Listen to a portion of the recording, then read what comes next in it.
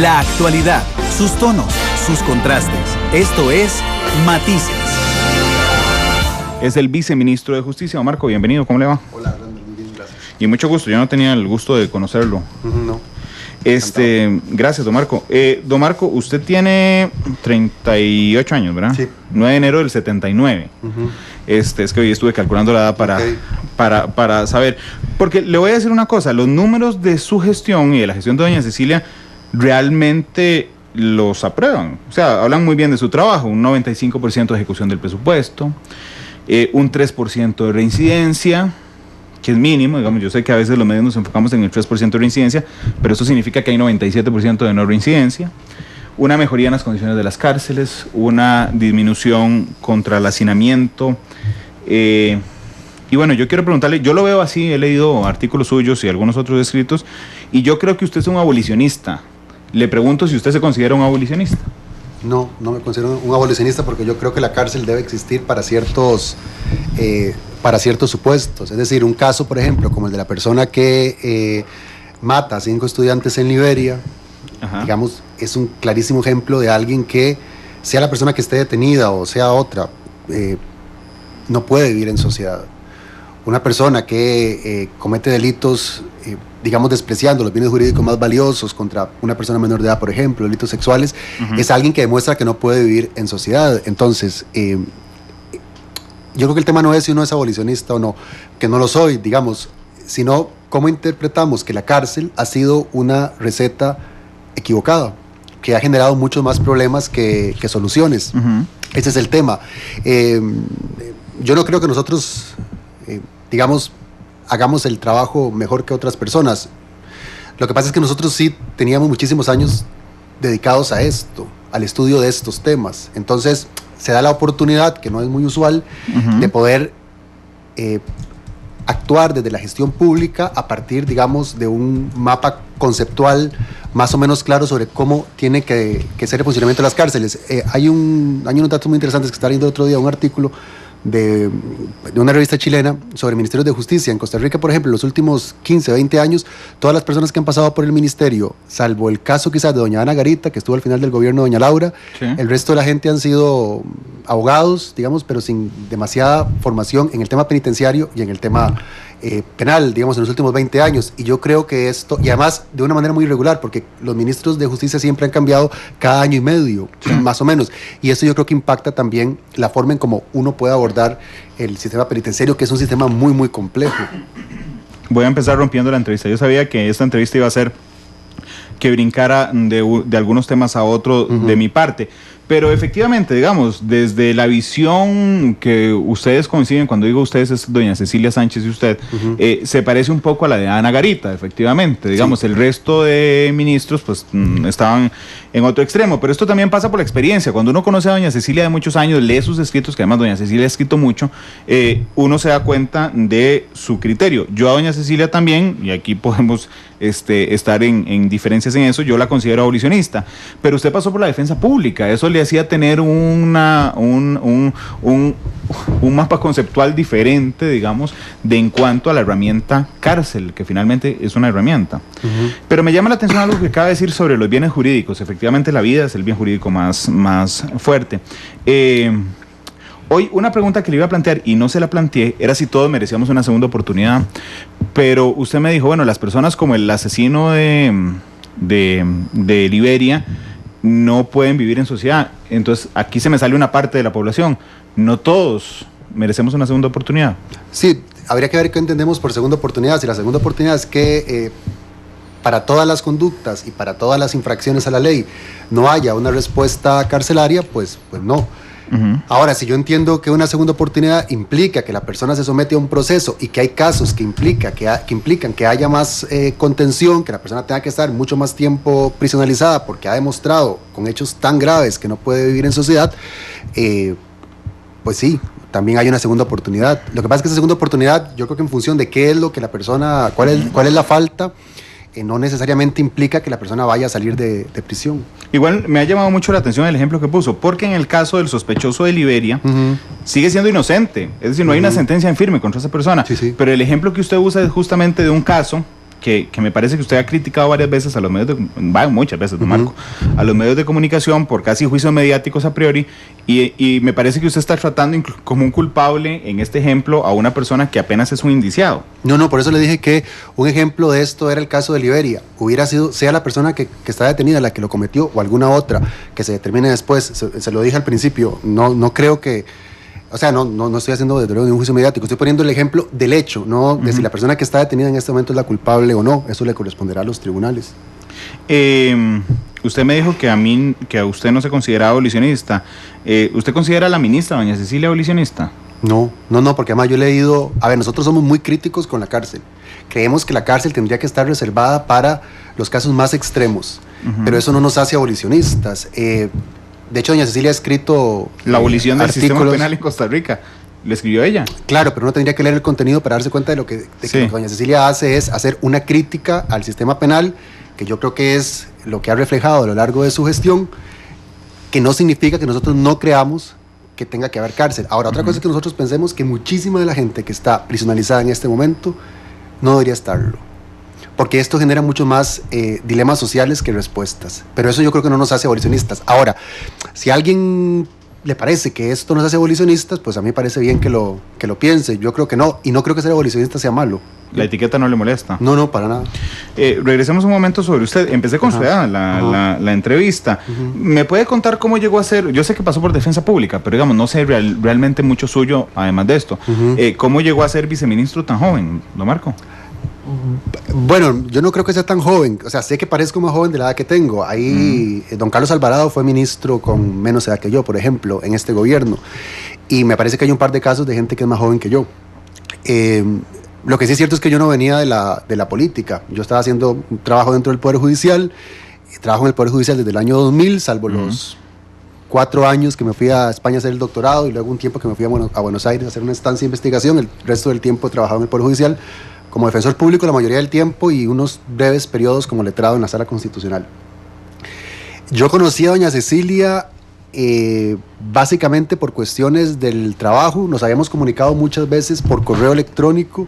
Siempre digo que teníamos una relación epistolar porque nos comunicamos a través del correo electrónico durante tal vez unos 8 o 9 años, y en algún momento empezamos a pasarnos más como información sobre qué pensábamos cada uno sobre el Poder Judicial, sobre el sistema de justicia, sobre el sistema penal.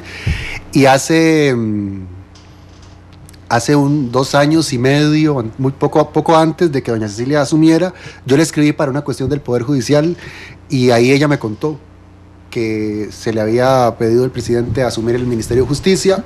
Conversamos un poco sobre el tema, nos reunimos un par de veces para dar algunas ideas. Ella reunió a alguna gente que estaba cercana al sistema y en algún momento surgió la posibilidad de venirme con ella. Además, había otra cosa. De hecho, en algún momento, el primer mes que yo estuve con doña Cecilia, yo estuve trabajando como asesor, porque no estaba claro si la persona que estaba en el viceministerio iba a tener interés en continuar o no. Y la verdad es que a mí lo que me interesaba era colaborar. Con doña Cecilia yo tengo una sintonía absoluta. Entonces es muy bonito trabajar con alguien con quien uno se siente tan identificado, con quien además da tantísima confianza. Entonces empecé a trabajar así y luego surgió lo del viceministerio. Yo nunca lo busqué, fue una alternativa, digamos, para, creo que articular mejor el trabajo, porque, digamos, a uno se le puede criticar y a quien le puede parecer mal lo que hemos hecho, pero a nivel de equipo de trabajo creo que hemos hecho un muy buen equipo, también con los otros viceministros, pero en el tema penitenciario yo creo que hemos hecho un muy buen trabajo los dos. ¿Usted sigue siendo ficha Poder Judicial?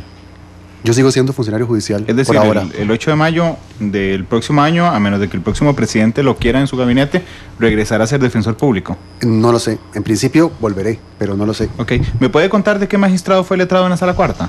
Fui un tiempo letrado de don Paul Rueda y otro tiempo de don Gilbert Armijo. ¿Cuando era presidente? Cuando fue presidente, sí. Cuando usted toma estos 2 años y medio hacia atrás... De hecho, cuando yo me vine al ministerio, tuve que decirle, porque tenía como 3 meses de estar con él, a don Gilbert, que me había buscado para que lo acompañara, digamos, en la sala, que me da mucha vergüenza, pero que iba a renunciar a la sala para irme con doña Cecilia. Bueno, al ratito se fue don Gilbert, no sé. Sí, a los pocos meses se fue. Cuando usted ve a 2 años y medio hacia atrás, ¿cuál le parece a usted que es su mayor logro como viceministro? Puede ser compartido con la ministra Cecilia Sánchez, pero en estos 2 años y medio en materia penitenciaria. Yo creo que haber visibilizado el tema de la población penal, haberla puesto sobre el tapete, que es una cosa que no se hace. Cuando uno ve, por ejemplo, a una persona como doña Patricia Vega peleando en Twitter, porque hay que reconocer los espacios carcelarios que construyó, uno dice, claro, es que históricamente el enfoque, excluyo a doña Ana Garita, porque también tenía un enfoque parecido al nuestro, siempre digo que el problema con doña Ana es que solamente estuvo 11 meses, uno se da cuenta de que el enfoque ha sido constructivo, de hacer más espacios carcelarios, y esa ha sido la respuesta, y ese es un error. Ese es un error de enfoque, porque eso lo que ha generado es más hacinamiento, más desigualdad, más gente presa, y eso no es una buena noticia. Hay un indicador del índice de paz global que justamente el número de privados de libertad por cada 100.000 habitantes es un indicador que actúa, digamos, para disminuir para puntuar menor afecta la puntuación, claro, digamos, del país en el índice de paz global. Cuando aquí, por ejemplo, hay gente que dice, no, es que en este país no se encarcela a nadie, esto es una alcahuetería, y uno dice, somos el 4º país que más encierra gente en América Latina, hemos triplicado la tasa de encierro en los últimos 15 años, y cuando alguien responde que su mérito es haber construido espacios carcelarios, uno dice, claro, es que el enfoque durante estos años ha sido equivocado, no solamente hemos endurecido las penas, creado nuevos delitos, sino que además hemos respondido a eso pensando que se construyen más cárceles y que el asunto se resuelve. Don Marco, ¿se acuerdan en esa tabla de posiciones cuáles son los países que nos superan? El Salvador, Panamá y Belice. Ok, somos el 4º país que de más América. encarcela. Bueno, y si uno excluye América Latina, bueno, si solo es América Latina, pues excluiríamos a Belice, seríamos el 3er país, es decir, encarcelamos más gente que Honduras, que Guatemala, que Argentina, que México, que Brasil. Ok, eso se mide por índice per cápita. Cada 100.000 habitantes. Cada 100.000. ¿Cuánta gente encarcelamos nosotros por cada 100.000? 351 el año pasado. Ok. ¿Cuál es? Si yo le pido, resulta que yo no conozco Costa Rica, me topo al viceministro de Justicia en Salamanca, usted va a visitar allá donde hizo el doctorado, ¿verdad? Y le digo, cuénteme en un minuto, nos tomamos en un café, ¿cómo es hoy el sistema penitenciario en Costa Rica? Un sistema colapsado. Porque es que aquí la trampa, yo creo, Randall, ha sido decirle a la gente, mire, vamos a meterle más cárcel a lo que nos parece que está mal, porque ustedes necesitan seguridad, nosotros los ciudadanos. Y nos olvidamos de lo que pasa después, porque efectivamente estamos metiendo más cárcel. Y esto lo que ha implicado es que más gente llegue a la cárcel. Y al final de cuentas, la decisión de mandar gente a la cárcel también es una decisión política. Es decir, cuáles son los tipos penales que tenemos, cuáles son los delitos que hay, cuáles son las penas para los delitos, son respuestas políticas. Es decir, ¿por qué en algunos países el aborto está penalizado y en otros no? Bueno, porque hay una decisión política de fondo. ¿Por qué en algunos países la homosexualidad es delito y en otros no? En algunos lo fue por mucho tiempo. Porque hay una decisión política. ¿Por qué la sanción es de 5 años para el robo y no de 3, y en otros países de 4 o de 7? Porque hay una decisión política detrás de esto. Entonces yo creo que nosotros nos montamos en esta ola punitivista, que hay países que ya reconocen que fue un error. Es decir, en Estados Unidos, por ejemplo, el presidente Obama inició una campaña de reforma al sistema penal que contó con el apoyo de republicanos y demócratas. Eso pasa aquí muy de lejos, pero porque son conscientes de que el caso de Estados Unidos es paradigmático, porque nosotros copiamos las políticas de Estados Unidos. Yo el otro día estaba, porque le veía un documental en Netflix, en Enmienda 13, que entrevistan a Bill Clinton, y Bill Clinton hace un año reconoce que las políticas de mano dura que se impulsaron durante su gobierno fueron un fracaso, y que lo que hicieron fue convertir a Estados Unidos en el 2º país con la población penal más alta del mundo. Estados Unidos tiene 2,5 millones de personas privadas de libertad. ¿Y a qué se debe esto? Porque se construyeron un montón de cárceles privadas a partir de la década del periodo de Clinton, porque se redujeron beneficios penitenciarios, porque se aumentaron los delitos de ciertas penas. Porque se aumentaron las penas de ciertos delitos, y nosotros copiamos la misma receta.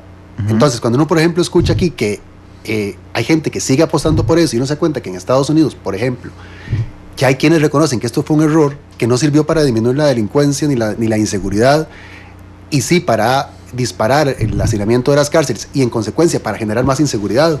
Porque es que el tema de la cárcel es que la cárcel genera efectos criminógenos. Uno, por definición, no puede salir mejor de la cárcel que como entró. Digamos, esa es una definición, es una cuestión de definición, porque estar encerrado afecta a la salud. Entonces, claro, como esto es tan grave, uno tendría que hacer que las personas que entren sean menos, para que puedan recibir un verdadero abordaje, para que no salgan peor, porque al final de cuentas la gente no va a salir, no va a quedarse en la cárcel para siempre. Eso es lo que a veces se nos olvida. La gente estará 5, 10, 8 años, qué sé yo, y van a salir. Y cuando salgan, ¿cómo van a salir? En las condiciones por las que ha apostado el país en estos últimos 25 años, no pueden salir mejor. ¿Hoy cómo salen? Peor. Hoy. Por definición yo creo que salen peor. Ahorita volvemos a la gestión. Déjeme hablar un momento de la estrategia y de sus opiniones, don Marco, porque me llamó la atención algo que usted acaba de decir. Efectivamente, que criminalizamos es una decisión política. Es una decisión política desde la Asamblea Legislativa que fija la política penal de este país. Digamos, el Código Penal se aprobó en la Asamblea Legislativa y es una decisión del Ministerio Público en cuanto a persecución. ¿Qué persigue de eso que está en el Código Penal?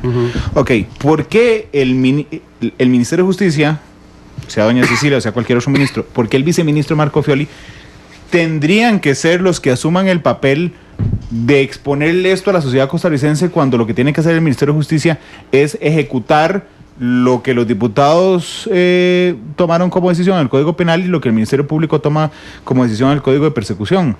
¿Por qué usted asume ese papel, digamos, de visibilizar esta situación cuando es, digamos, resorte de otros poderes?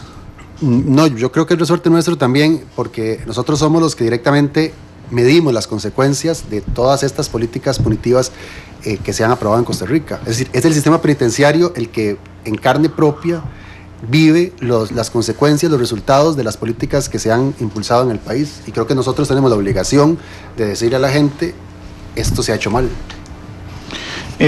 Insisto, ahorita volvemos a la gestión. Voy a ir un segundo a su estrategia. Claro. Don Marco, yo no soy amigo suyo en Facebook, pero lo veo y lo vi para hacer la entrevista de hoy. Sí lo sigo en Twitter y yo uso más Twitter. Tengo una duda. ¿Por qué insistir? No sé si es una estrategia, a mí me parece que sí. ¿Por qué insistir con el sarcasmo y la provocación en redes sociales de su parte? Digo, eso no le genera un montón de enemigos, un montón de gente ahí dándole todas las malas vibras del mundo en redes sociales. No es premeditado. Yo sé que yo puedo ser usted es sarcástico e irónico, pero la verdad es que es una cosa que es parte de mi personalidad. Nunca lo hago pensando que voy a dañar a alguien. Es mi estilo.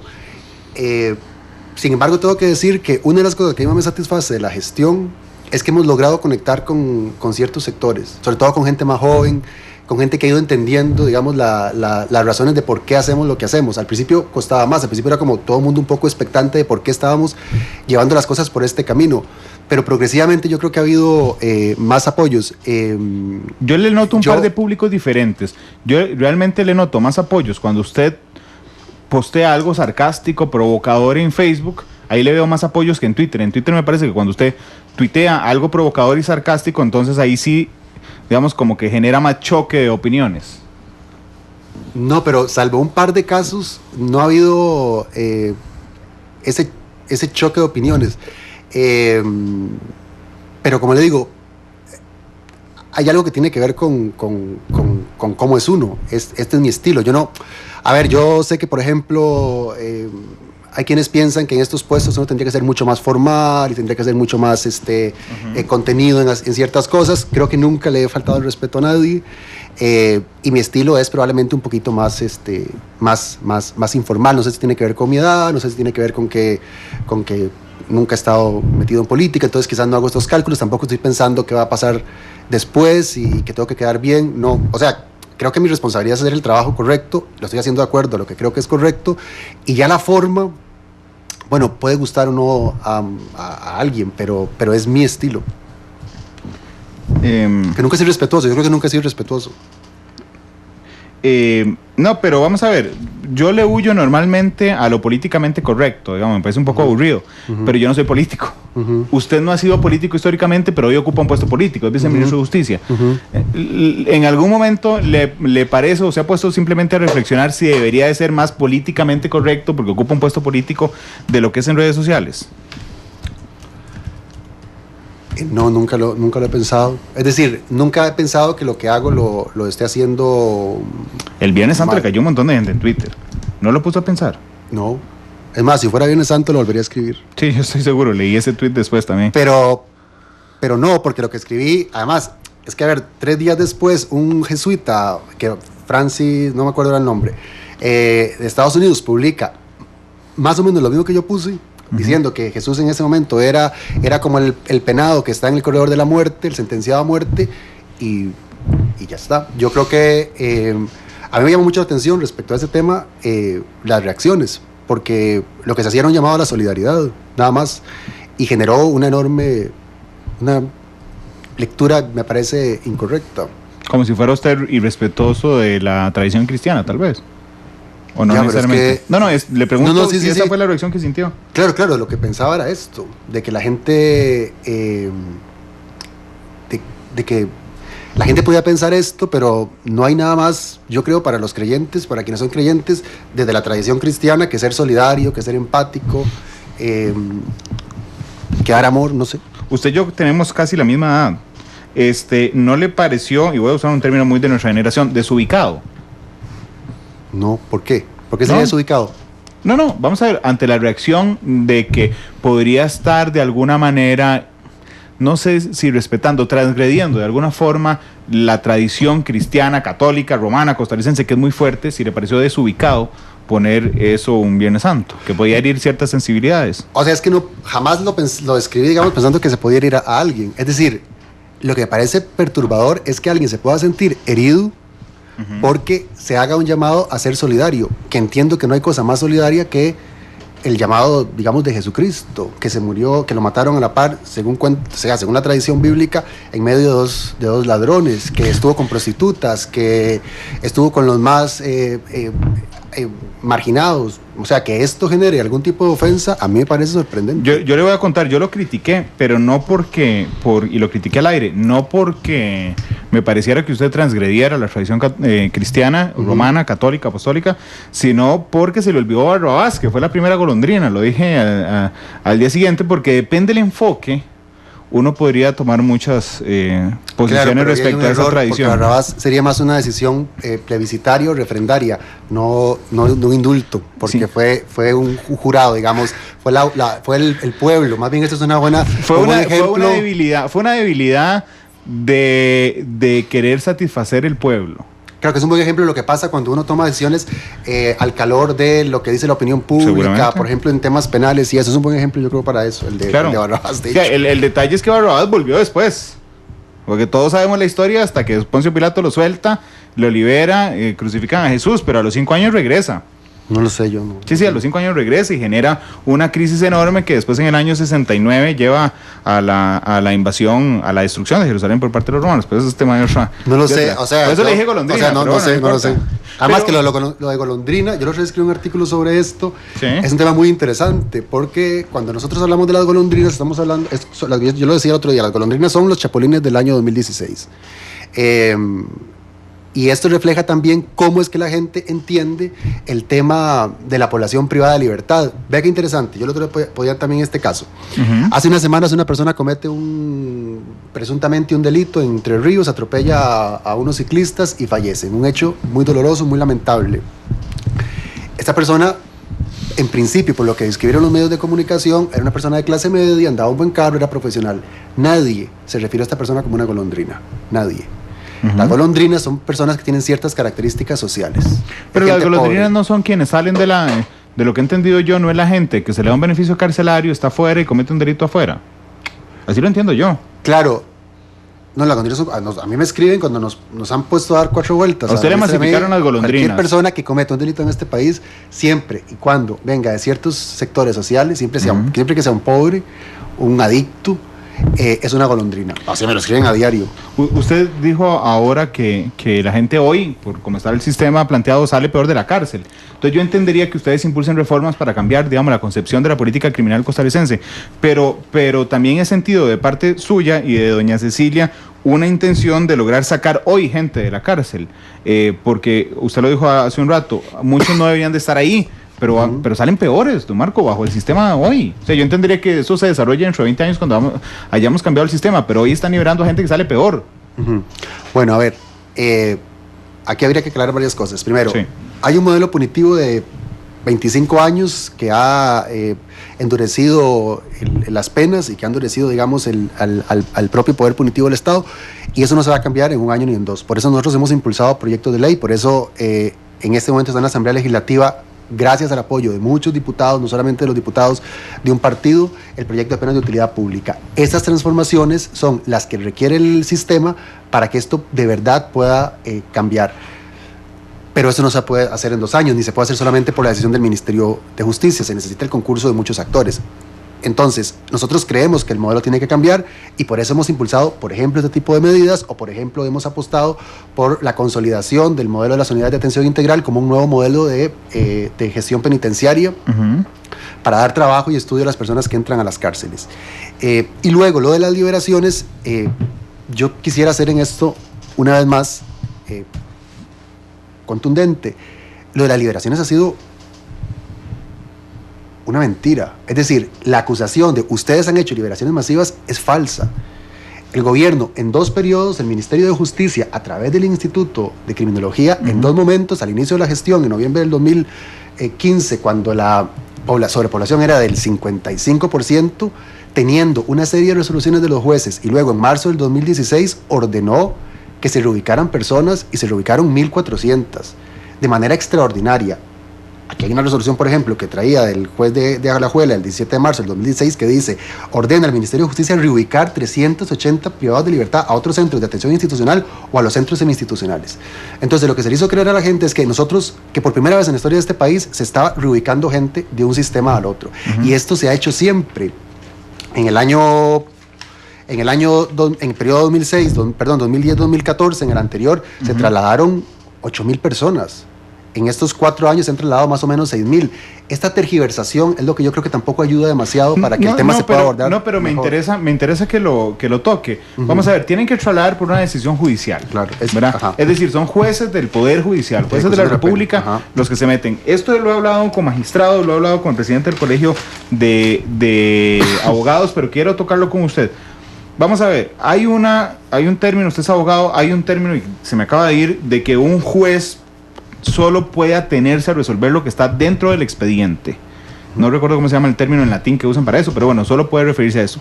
Pero de un momento a otro hay una fiebre de los jueces, y un saludo a doña Adriana Rocú, si me está oyendo, que siempre oye matices, pero hay una fiebre de los jueces por decir: yo resuelvo este caso de ejecución de la pena de Randall Rivera y le meto a la par 287 privados de libertad que me parece que están hacinados.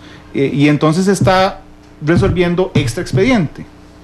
Y es una moda, ya son 3 jueces, creo, en los últimos años que han hecho esto, o 2, usted me corrige, que los han obligado, me parece, bajo la lectura de su argumento, los han obligado a hacer el traslado de los privados de libertad. Diga, a los jueces les queda muy cómodo, nada más les piden una computadora y lo imprimen. A los que se comen el pleito son ustedes, don Marco. O sea, los que nos comimos el pleito somos nosotros, pero nosotros creíamos que era lo correcto. Se lo comen, pero gustosamente.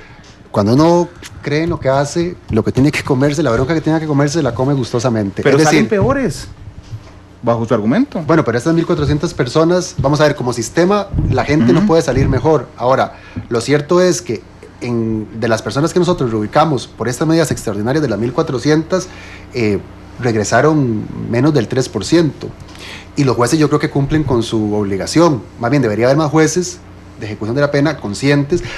Claro, hay otro tema. Mañana 10 resoluciones liberando a 7.000. Bueno, si lo dicen los jueces, si este es un estado de derecho, habrá que acatarlo. Hombre, pero los está invitando. Habrá que acatarlo. Ojalá haya más jueces. No creo que los jueces... A ver, ojalá que haya más jueces, que siempre haya jueces que garanticen los derechos fundamentales. Yo creo que así es como funciona un estado de derecho, digamos, robusto, con jueces independientes, con jueces sensibles y con jueces que entienden que sus obligaciones están acatando la Constitución. Don Marco, yo le comprendo bien lo que me está diciendo. Lo que pasa es que tengo un choque de algo, y sé que esto lo he preguntado 2 veces y tal vez a mí no me ha quedado claro, es esto. Yo entiendo que usted dice, el sistema como está hoy diseñado no sirve, ¿verdad? Porque es un sistema absolutamente punitivo desde hace 25 años, creo que desde la aprobación del último Código Penal, que si no me falla la memoria es del 98. No, el Código Penal es del 70. Lo que pasa el de procedimientos penales. Es del 96. Ok. En los últimos 25 años, absolutamente punitivo, ¿verdad? En un sistema que no sirve. Ok, yo entiendo su intención y la doña Cecilia decir, suave un momento, hay que cambiar este enfoque. Y el enfoque debería ser este. No se arregla en 2 años, usted me lo dijo, pero significa que la gente que hoy, y en el gobierno pasado, no importa, en el antepasado, estaba recibiendo el traslado carcelario, que es un beneficio ordenado por un juez, ordenado por el instituto, recomendado por el Instituto de Criminología, o por lo que fuera, están saliendo peor. Claro, pero cuando digo que están saliendo peor, no me estoy refiriendo a que están saliendo peor porque vayan a delinquir. Están saliendo peor porque el encierro tiene efectos nocivos sobre la salud de las personas. Están saliendo peor porque cuando uno separa a un grupo familiar y mete a su principal proveedor a la cárcel, está generando un conflicto social, económico entre sus familiares, que están, en la mayoría de los casos, cuando son niños, por ejemplo, casi que condenados a seguir viviendo en pobreza y en marginalidad. Salen peor porque tienen menos oportunidades de trabajo y se agudizan, digamos, esos problemas sociales. En algunos casos salen peor porque pueden ir a volver a delinquir, que de hecho no es la mayoría. El 3%. Claro, de quienes están en los centros semi-institucionales. Entonces aquí el reto es cambiar este modelo para que haya otro tipo de respuestas. La vigilancia electrónica es un buen paso. Yo tengo algunas, digamos, críticas sobre el sistema como tal, porque sí puede ser estigmatizador. La ley hay que reformarla. Nosotros presentamos también un proyecto de ley. Nosotros hemos presentado más o menos 7 proyectos de ley a lo largo de estos 2 años, y hay uno de ellos que tiene que ver con vigilancia electrónica. Las penas de utilidad pública son también un avance necesario, que yo espero que se apruebe en la Asamblea Legislativa, y este va a ser un triunfo no del Ministerio de Justicia ni de la Administración Solís Rivera, va a ser un triunfo de la Asamblea Legislativa y, digamos, de quienes se han apuntado a esto. Y bueno, estas transformaciones del modelo, que es lo que hay que hacer, tienen que acompañarse de otro tipo de abordajes, como el tema de otro tipo de arquitectura penitenciaria. Nosotros tenemos años construyendo jaulas, formas acajonadas, espantosas, para meter ahí a la gente como si fueran bestias. Eso hay que cambiarlo. Por eso el tema de los nuevos centros de unidades de atención integral, que tienen otra arquitectura. Bueno, son avances. Vamos a ver, las cárceles no son cárceles en Costa Rica, son jaulas, ¿verdad? Máxima seguridad no es máxima seguridad, es una cosa tremenda, digna de Guantánamo. Pero el régimen semi-institucional tampoco es régimen semi-institucional, es liberarlos y que vayan a dormir un par de días. Pero es que las personas nunca dejan de estar sujetas al sistema. Es decir, no hay un solo país... Pero no son detenidos. No, porque no tendría sentido. Vamos a ver, las penas son progresivas. Todos los países democráticos, yo no conozco un solo país, cuando yo escucho a algunos señores diciendo que todo el mundo va a ir a la cárcel y que van a cumplir su pena integralmente en la cárcel, yo digo, no sé, esta gente habría que explicarles que tendríamos que salirnos de la Convención Americana de Derechos Humanos y tendríamos que denunciar los tratados de derechos humanos, porque no hay un solo país democrático donde las sentencias se cumplan integralmente. ¿Por qué? Porque las penas son progresivas. ¿Esto qué significa?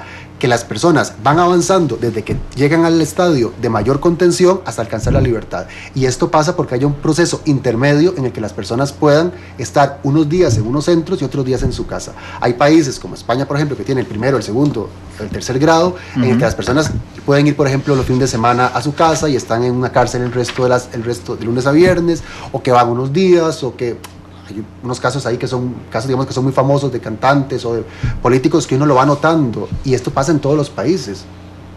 Hacerlo al contrario sería inconvencional e inconstitucional. Porque es un tema de reinserción, no de castigo. Ok. Usted me dijo ahora que no es un tema de estrategia lo de las redes sociales. Y que no había reflexionado al respecto, pero bueno, yo quiero que reflexione hoy en vivo. Y es, ¿a veces no le parece que la gente habla más de sus tweets y de sus posteos que de sus logros, don Marco? Y que eso de alguna forma es dispararse al pie. No, nunca lo he sentido. Es decir, tampoco estoy haciendo las cosas pensando que la gente va a hablar de... No, ya me dejó claro que no es una estrategia, pero por eso dije, bueno, reflexionemos en vivo.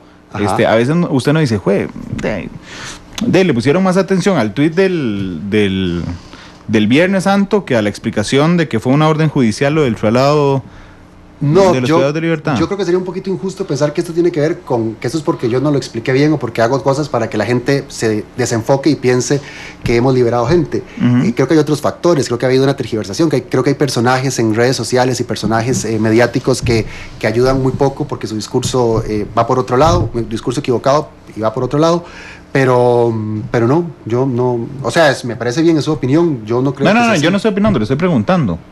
Yo le estoy respondiendo que no creo que sea así, que creo que la gestión, de hecho, cuando uno nota, que esto no se dice, pero cuando uno nota, por ejemplo, que la Comisión Interamericana de Derechos Humanos el año pasado felicitó a la ministra, uno dice, bueno, las cosas se han hecho bien. Si luego hay gente que Claro, pero la gente no habla de eso, habla de su tweet, a eso me refiero, ¿me entienden? Yo no quito el logro de que la hayan felicitado a doña Cecilia, sino que la atención mediática entonces se pone sobre el tweet del viceministro un Viernes Santo sobre Jesucristo y no sobre el premio o la felicitación que le dieron a doña Cecilia. Eso me refiero. También probablemente porque era un día feriado, tampoco había demasiadas noticias y había que centrarse en algo, entonces igual fue por ahí el asunto.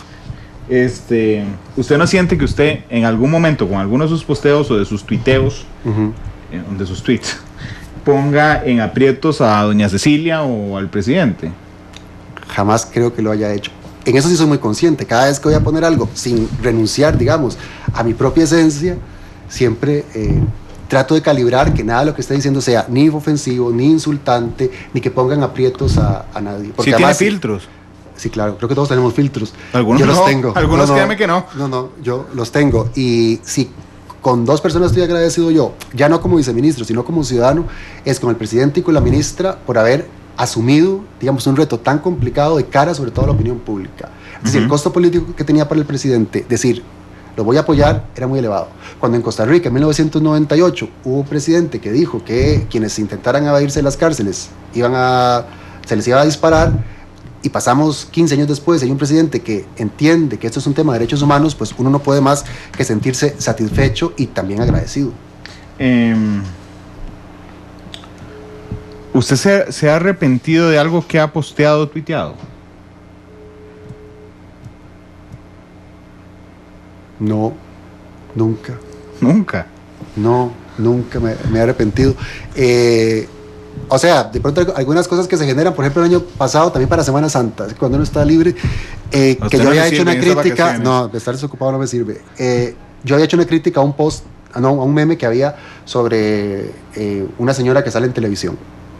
Y AM Prensa, que ha estado obsesionado con criticar todo lo que hacemos, incluso diciendo imprecisiones. Que es del colega Adrián Mesa. ¿Usted se peleó con Adrián Mesa en Twitter? No, yo no me peleé nunca con Adrián Mesa. Le contesté, pero no me peleé. Le dije que él seguramente estaba indignado por una foto del Papa que fue a una cárcel. Pero es que usted es sarcástico y provocador, don Marco. Pero es que él una vez nos criticó porque habíamos llevado gente al teatro. Yo digo, bueno, si vos criticas al Ministerio de Justicia por haber llevado al teatro, supongo que tendrás que rabiar y rasgarte las vestiduras si te das cuenta que el Papa llevó al Vaticano a un grupo privado de libertad. Pero en aquella ocasión, cuando se tergiversó este medio, claro, me parecía que había sido, y ahí estaba empezando y quizás estaba menos acostumbrado a esto de que estén ahí golpeando. Eso me pareció un exceso y yo dije, bueno, igual si no lo hubiera escrito, pero también me daba muchísima, rabia. Claro, pensar que se había tergiversado un mensaje que iba por otro lado. Ahí le falló el filtro. A su criterio, le pregunto, no se lo sostengo. No, creo que le falló el filtro a quien leyó esto, al medio AM Prensa que lo tergiversó. Le falló el filtro o utilizó un filtro claramente malintencionado. Okay. El mensaje era otro. No se ha arrepentido de nada de lo que ha posteado. No, honestamente. ¿Usted se considera petulante o pedante? A ver, yo creo que hay gente que piensa que puedo ser un poco soberbio y petulante. Yo creo que no, yo creo que es mi estilo. Sí, y el estilo es respetable. Pero usted, bueno, le cambio la pregunta. ¿Usted tiene un estilo soberbio a su criterio? Yo diría que no. Es decir, yo diría que no, yo me caigo bien, pero no sé si hay gente que piensa que no. Me caigo bien. Hacerlo. Claro, o sea, no. Me parece que entre tanta crítica, plantarme aquí a decir que sí, soy un soberbio, petulante, pesado, o sea, tampoco creo que sea muy digno. Tengo muchos defectos, podría ser un poco petulante para alguien, pero en todo caso nada de lo que yo haya dicho o hecho, digamos, es pensando en que voy a ofender. Yo creo que tengo unas convicciones que son firmes y que trato de defenderlas. Es que vamos a ver, yo he leído no solo sus posteos, sino la respuesta que le da la gente y los tweets y las mentions que le generan. Y he encontrado más que un par de casos, don Marco, donde viene una crítica muy ácida, ¿verdad? Pero no se queda atrás su respuesta a lo ácido. Pero usted podría, vamos a ver si me acuerdo de alguno literalmente para no batearle. Hay uno que usted le dice a alguien que no me acuerdo quién es, le dice, bueno, tal vez le falte leer un poco sobre esto. O tal vez le diga, bueno, es que tal vez le falte entender esta parte. O tal vez usted no ha entendido esta parte. Es decir, usted devuelve señalándole la carga a la otra persona de usted no ha leído, usted no sabe, yo sí, y por eso es que usted no entiende mi posición. ¿No le parece que ahí resulta un poco soberbio?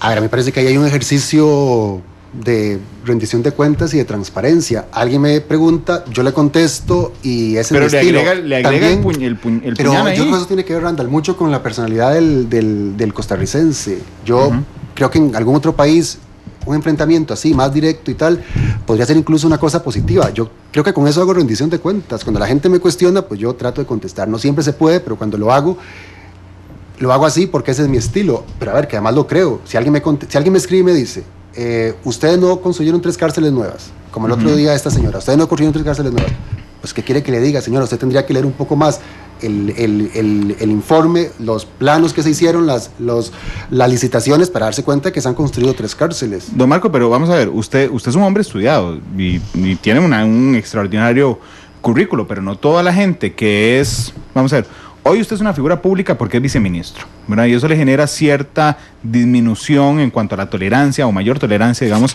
a la crítica social, inclusive a que yo le pregunte sobre sus posteos, que son posteos suyos, ¿verdad? Bueno, pero la mayoría de la gente no puede ir a Salamanca, sacar un doctorado, no tiene las posibilidades de conocimiento que usted tiene hoy. Y entonces, esa señora, el mismo ejemplo, le dice, es que ustedes no han construido cárcel, usted le dice, bueno, señora, usted debería leerse el informe completo, debería leer un poco más. Sí, pero bueno, 2 cosas, nada más para aclarar. A Salamanca fui con una beca, por aquello, una beca del gobierno de España. No estaba hablando de la plata, sino de la posibilidad. No, sí, tuve la posibilidad gracias, digamos, a la vida que lo permitió. Pero en el caso que te estaba diciendo de la señora, estoy hablando de una exministra, es decir, de una señora que tendría que estar al tanto de esto y que... Doña Patricia, pues, claro, sí, que fue la señora que se enojó por el tema de los centros penales, que, a ver, a mí no me hace feliz haber hecho cárceles, no es una cosa por la que me siento orgulloso, sí, porque hay un modelo nuevo, pero los hechos son los que son, y si se han hecho 3 centros nuevos y en 18 años no se ha construido un centro nuevo, sino que se han hecho ampliaciones, pues, ¿qué quiere que le diga, señora? Esa es la realidad. Entonces, no creo que ahí haya irrespeto, pero tiene que ver más con estilo. Ahora bien, le voy a preguntar algo con todo respeto, espero que no me haga un arjonazo. No. Bueno, por supuesto que no. ¿Ya ha aguantado tanto? Sí, ¿le parece? Claro, entonces me 2 minutos. No, quiero decir. Bueno, en la entrevista de hoy. Claro que bueno, pero llevamos 43 minutos y falta un corte comercial. Pero yo lo que quiero es que cuando regresemos del corte comercial usted siga sentado ahí donde está. Sí, claro. Pero, vamos a ver, desde pregunta, no desde argumento. Usted necesita atención. Necesita llamar la atención en redes sociales. Porque ahora nadie está hablando de justicia. En un momento a otro sale Marco Fiori, ¡pum! El bombazo, porque sacó algo provocador. No, pero es que tampoco lo hago pensando en eso. Es decir, yo tenía años escribiendo en redes sociales y escribiendo en Facebook y escribiendo en Twitter. Hace mucho que yo escribía. Sí, por supuesto, pero no era viceministro. Claro, pero no es una cosa que yo haga por llamar la atención ahora que soy viceministro. Digamos, es parte de mi personalidad. Yo siempre he dicho que yo quería ser periodista, porque me gusta la comunicación, me gusta opinar, me gusta hablar. La vida me llevó por el derecho, porque realmente no quería en un principio. Igual me fue mejor, pero por lo menos en un principio quería estudiar periodismo, y como le digo, creo que tiene que ver con personalidad, y creo que tiene que ver también de pronto con una personalidad que igual no encaja mucho con ser políticamente correcto en un país que a veces es demasiado políticamente correcto, pero que nunca se dice nada con irrespeto. Está buena señora de Tigo, Marco. Trabajando, sí. Vamos a ver, ¿usted cree que usted tiene... Vamos a ver, la inteligencia no tengo la menor duda, pero la idoneidad emocional para ser viceministro de Justicia. Bueno, eso creo que habría que preguntárselo a quienes trabajan conmigo. Ahí está su jefe, el presidente, encima suyo, pero yo quiero preguntárselo a usted, si usted lo cree. Pero a ver, yo creo que esa pregunta es difícil es incómoda contestarla. Yo le voy a decir que por supuesto que sí, y creo que hemos hecho un tan buen equipo, la ministra y yo, que tiene que ver justamente con que por lo menos hemos sido idóneos para trabajar juntos y hacer una buena yunta. La última pregunta sobre este tema, sí. A mí me llama la atención algo. Yo siempre se me quedó grabado cuando leí una sentencia de la Corte Interamericana de Derechos Humanos. No era sobre Costa Rica, era sobre otro país. O creo que era una advertencia de la Comisión Interamericana. Una opinión de la Comisión Interamericana. Yo ya trabajaba en temas judiciales, y entonces leí, me llamó enormemente la atención que decía: las personas indiciadas, válgase en español para los que no somos abogados, los que están en prisión preventiva, tienen que estar separados de las personas con condena en firme. ¿Verdad? Que ya son condenados. Es decir, la gente que está en San Sebastián con prisión preventiva son personas inocentes, porque no tienen una sentencia en firme, y en el mundo, en las democracias por lo menos, las personas son inocentes hasta que se demuestre lo contrario. Sí. yo tengo la impresión, se la quiero preguntar a ustedes, esta sí es mi opinión, de que ustedes meten en un solo canasto a todos los privados de libertad, llámese indiciados y llámese condenados, porque efectivamente hay una violación clarísima, no suya, sino del sistema, a las personas que tienen prisión preventiva, sobre la que ahorita le preguntaré más adelante si hay un exceso, versus a las personas que tienen sentencia en firme. ¿No le parece que a veces ustedes mezclan todo y hablan sobre los derechos de las personas privadas de libertad como si todas fueran iguales? Y no, hay gente en prisión preventiva como medida cautelar y gente condenada por un delito que cometieron. A ver, el abordaje es distinto. Ahora, el garantizar que tengan condiciones dignas es igual, tanto para las personas que están privadas de libertad por prisión preventiva como por sentencia o por digamos, pensión alimentaria. La obligación es la misma. Ahí sí que habría que meterlos a todos en un mismo saco. En cuanto a esa garantía, digamos, de sus condiciones de dignidad. Ahora, en cuanto a ubicación, las personas están ubicadas en diferentes espacios, digamos, dentro del sistema. Pero, bueno, al final de cuentas son personas que están privadas de libertad y creo que la lucha, los esfuerzos del ministerio van dirigidos a que a todos se les garantice. Don Marco, vamos a ir a una pausa comercial. Le cuento que el invitado Matisse siempre escoge la canción de cierre. Entonces, en esta pausa comercial, en la que usted va a tener que decirme con qué canción cerramos. Tenemos un montón de comentarios en redes sociales. Okay. Creo que lo han etiquetado en algunos. Dice Roberto Salas, excelente. Marco Fioli en sus respuestas a las intenciones del cuestionador. Gracias, don Roberto. David Barrientos dice, Marco Fioli de los pocos que responden las cosas como son. Si a alguien le hace falta leer, se dice y ya, dice David Barrientos. Mastica dice, a veces es bueno tener perfil bajo. Brenda dice, qué buena esa de necesitar llamar la atención. Mándele varias cajas de Ubicatex a este viceministro. Carlos Vindas dice, se le va a enojar don Marco. No, yo creo que se queda aquí después de la pausa comercial. Dice Ballesta 93, don Marco es muy directo, a la gente eso también le choca. Brenda dice, qué difícil ha de ser trabajar con este petulante, le dice, qué paciencia la mía. Que se vaya para otro país, dice Poasi, lo que no le gusta es cómo se interpreta en Costa Rica. En el empleo público es empleado público y debe tener respeto máximo. Se puede ser soberbio y altanero como la otra viceministra ante los diputados en la función pública, preguntan. La mula dice, suena un poco engreído el muchacho, se le olvida que en su caso lo que importa es lo que se entiende, no lo que quiere decir usted. Austin dice, derechos humanos a favor de quienes han transgredido al máximo los derechos humanos como los asesinos y violadores. La momia dice, le gusta ser el rebelde, al que según él poco le importa lo que digan los demás porque es su estilo. Madure, don Marco.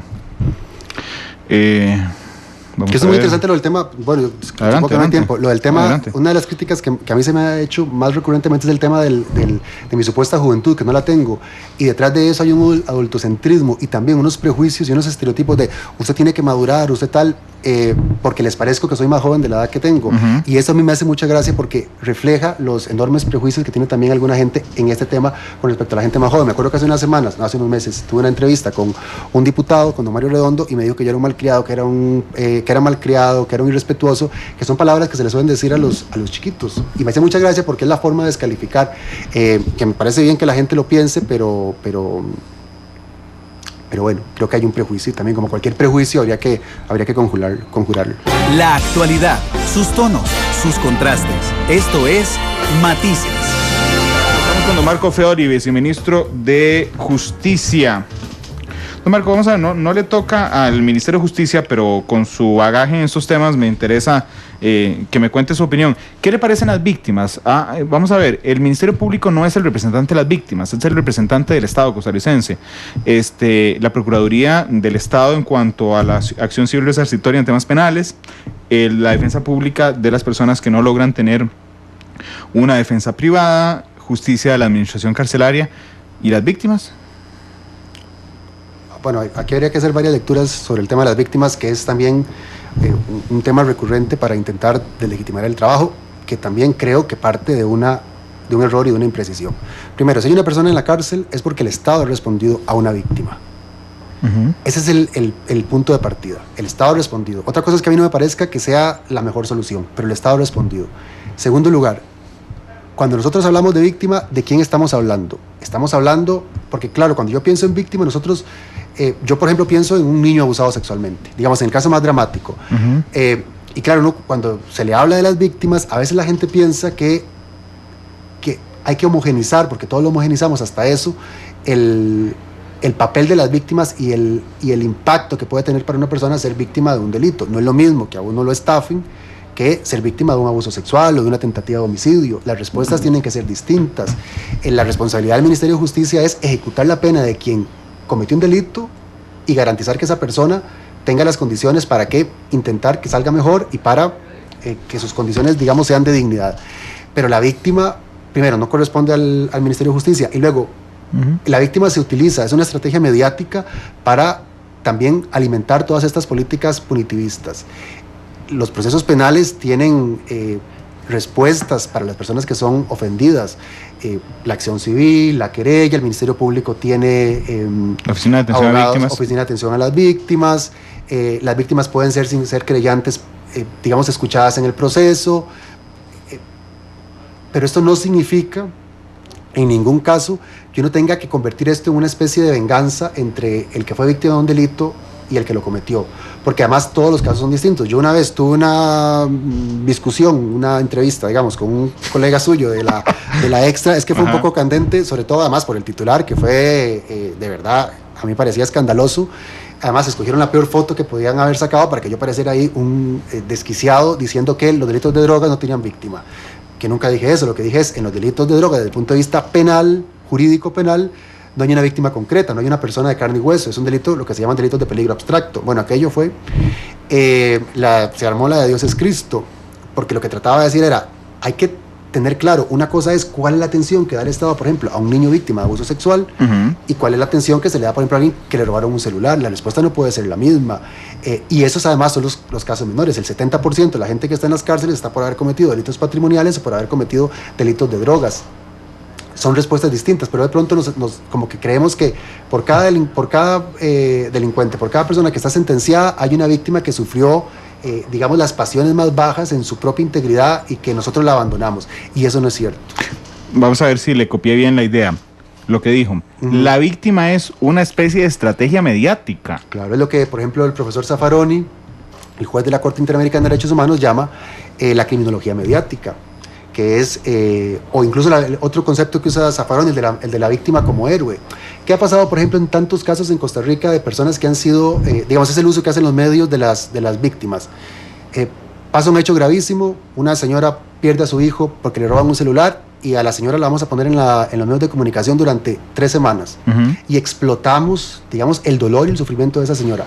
¿Qué pasa después con esa señora? ¿A alguien le importa? ¿Alguien volvió a preguntar qué pasó con la señora a la que le mataron el hijo hace 5 o 10 años y que fue noticia durante 3 semanas? No, la usamos, explotamos su caso, conseguimos ahora muchos likes, pero de ahí no pasa. Pero no deja de ser víctima por eso. Digamos, puede ser crítico el enfoque de los medios de comunicación, el rol de los medios de comunicación, pero la señora sigue siendo víctima. Estoy de acuerdo. Y si nos salimos del enfoque jurídico, digamos que yo le entiendo cuando usted dice que el narcotráfico no tiene una víctima de carne y hueso directamente en un proceso penal de términos jurídicos, pero vámonos a la víctima social, ¿verdad? A la víctima social.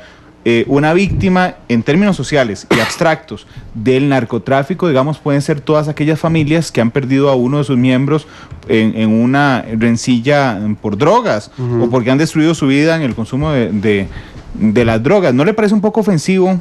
¿No le parece que usted podría haber herido algunas sensibilidades en los últimos minutos, inclusive ser tal vez irrespetuoso con algunas víctimas cuando usted usa esta frase? La víctima es una especie de estrategia mediática. Claro, pero ahí está haciendo una crítica a los medios, no a quien sufre la violación, digamos, de sus bienes jurídicos. Hay una asociación en Argentina que se llama la Asociación Víctimas por la Paz, que se trata de personas que han sido víctimas de delitos y que, en vez de llamar, como lo hacen los medios normalmente y estos personajes de redes sociales, al endurecimiento de las penas, a lo que llaman es a evitar la violencia, a disminuir la violencia, a generar otras estrategias para prevenir la violencia, no para resolverla con más violencia. Ese es el tema. Quien ha sido víctima, quien ha sufrido en carne propia la comisión de un delito, merece mi respeto y, desde luego, eso no está en discusión. El tema es cómo se utiliza mediáticamente y cómo se utiliza políticamente a quienes sufren estos delitos, que muchas veces son utilizados simplemente para una estrategia política o mediática, y el asunto de allí no pasa. Don Marco, ¿usted estaría de acuerdo? Lo he escuchado planteado a varias personas, de que cuando se dé un beneficio a una persona privada de libertad condenada por delitos graves, la víctima tenga audiencia, es decir, que pueda opinar sobre ese beneficio carcelario? Sí. ¿Está de acuerdo? En que opine, sí. Sí, aunque opina ante el juez, que es el juez el que toma la decisión. Pero bueno, vamos a ver, actualmente en el sistema penitenciario se hacen estudios victimológicos. Sí, pero no son vinculantes. Claro, pues es un estudio, digamos, desde el trabajo social, desde la psicología. Tampoco estaría de acuerdo en que fueran vinculantes. No, vamos a ver, no me refiero a que sean vinculantes, porque yo tampoco estaría de acuerdo. A lo que me refiero es que, aquí va con todo el respeto, pero hay un montón de jueces que no le hacen ni el mínimo caso y ningunean absolutamente al Instituto Nacional de Criminología. Ajá. Sí, digo, bueno, porque no tiene cero fuerza en los juzgados. Bueno, porque el instituto, cuando se trata de una decisión judicial, actúa como un órgano consultante. Esto es como cuando, por ejemplo, la Asamblea Legislativa, ahora que usted hablaba al principio sobre el tema de la sala, cuando la Asamblea le consulta a la sala si un proyecto es inconstitucional, la sala le dice sí o no. La Asamblea, por el fondo, si quiere... ¿Por qué no deberían ser vinculantes los informes? Porque entonces el instituto sustituye al juez. Pero, por ejemplo, se va a soltar a una persona, se va a liberar a una persona, se le va a dar un beneficio carcelario, y el Instituto de Criminología, que es muy serio, hace un estudio psicológico y sociológico y dice, señores, no está listo para salir. Y el juez agarra, lo lee o no lo lee, a nadie le consta.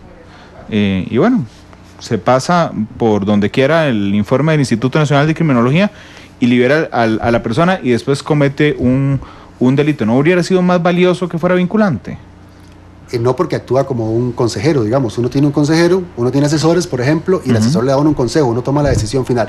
Y además porque el instituto hace un informe con base, digamos, en el trabajo que han hecho los funcionarios. Puede haber casos en los que el juez tenga otros elementos de prueba, porque el juez hace una audiencia oral donde está el privado de libertad, donde puede estar, donde podrían llevar a la víctima, donde pueden llevar testigos, donde está el fiscal. Y en ese, digamos, en ese contradictorio, en ese debate, en esa audiencia, claro, en esa audiencia, el juez decide, porque puede tener otros elementos de prueba.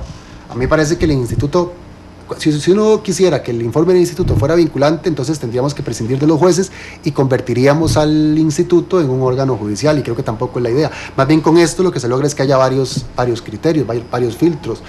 Es decir, por ejemplo, en el caso de a principios de año de Liberia, fue un hecho muy doloroso, pero también es muy injusto pedirle al juez que prevea todo lo que va a pasar. Sí, pero el informe del Instituto de Criminología decía un montón de cosas. Claro, pero había pasado muchísimos meses desde que se hizo ese informe, y en ese, digamos, en el ínterin, el juez había conseguido nueva prueba, había recibido un informe del propio centro, entonces fue un caso particular que habría que hacerle ahí algunas matizaciones. Voy a pasarme un minuto de programa porque necesito aprovecharlo lo directo que usted es.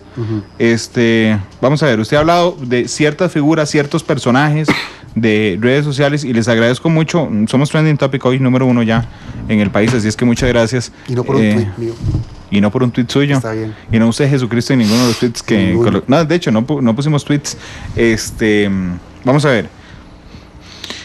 ¿Quiénes son los mayores representantes de ese discurso punitivo en Costa Rica?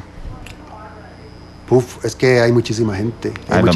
Hay muchísimos medios de comunicación. Hay gente que tiene mucha más resonancia, como el abogado Juan Diego Castro, claramente.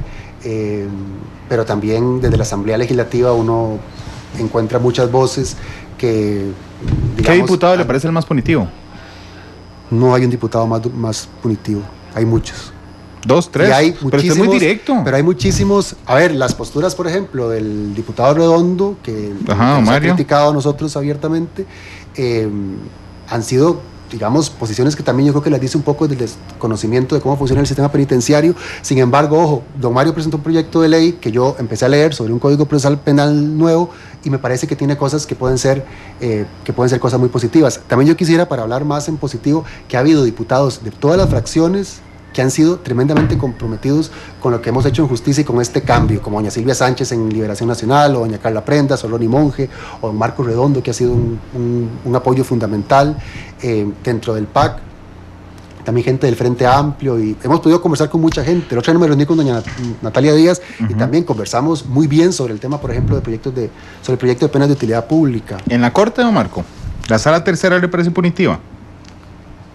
Yo creo que la Sala Tercera ha ido, tiene una integración ahora en la que ha influido sobre todo el tema de la modificación del recurso de apelación y de casación, y eso ha incidido más, digamos, en cuál es el comportamiento, digamos, jurisprudencial de la sala.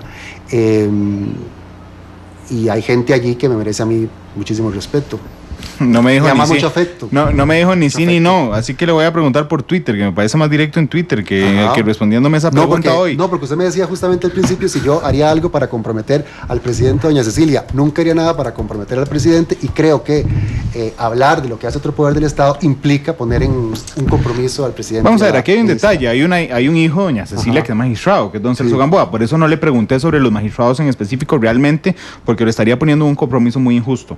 Pero le pregunto de la sala tercera en su conjunto, porque hay quienes dicen, es que no, hombre, es que desde que cambió la integración hace un par de años, porque efectivamente cambió la integración, hoy la sala tercera de la Corte es mucho más punitiva, su jurisprudencia es mucho más punitiva que antes. Le pregunto eso, no le voy a preguntar por magistrados individuales. No, vamos a ver, dos cosas. Yo no usaría el concepto punitivo, porque en realidad punitivo es el modelo, no es un tribunal no es punitivo. Pero además, porque creo que contestar esta pregunta, más allá de lo familiar, que tampoco lo había pensado por don Celso, tiene que ver con una cuestión institucional. Valorar yo a los magistrados, estando en otro poder de la República, sí que podría poner en compromiso al presidente y a doña Cecilia, y eso no lo voy a hacer. Era la jurisprudencia, Marco, pero no importa, está bien, porque la sala tercera de hace 10 años utilizaba el mismo sistema, el mismo código penal, el mismo código de procedimientos penales, lo que varía es el recurso de casación, que ahora es apelación. Don Marco, gracias por venir. Muchas gracias. No se arrepintió de pedir el café, ¿verdad? Yo se lo dije que se lo pidiera al inicio. No, me lo tomé muy a gusto. Cuénteme. Estoy muy a gusto, de hecho. Sí, qué dicha. Cuénteme con qué canción nos vamos a ir. Hombre, de José Capmany, que es un poema de Jorge Bravo. Y a propósito de lo que hemos estado hablando en la parte final del poema, que dice: soy hombre, animal con palabras, exijo por lo tanto que me dejen usarlas. Los tweets también. Usted las usa con mucha frecuencia. Sí. 3:27, José Capmany en Monumental. Suena completa, después venimos Así es la cosa, y a las 7 la tercera emisión de Noticia Monumental. Feliz tarde.